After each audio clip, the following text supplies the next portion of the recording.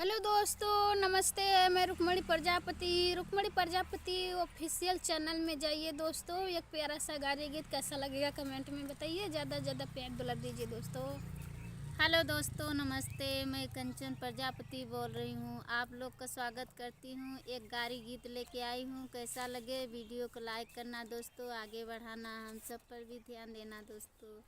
मंगल भवनाय मंगल हारी, मंगल भवनाय मंगल हारी।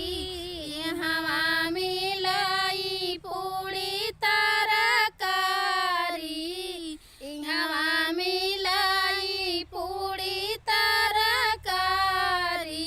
समधी हथवा से मांगई ना मुहवा से खाई हो, समधी हथवा से मांगई ना मुहवा से खाई हो।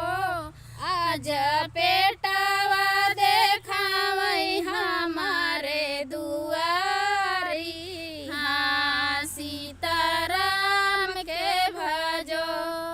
आज पेटवा देखावई हमारे दुआरी, हाँ सीताराम के भजो।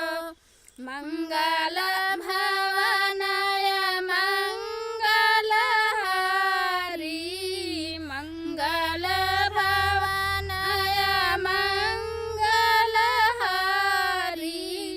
हवा मिलाई पूरी तरकारी, हवा मिलाई पूरी तरकारी। भसरू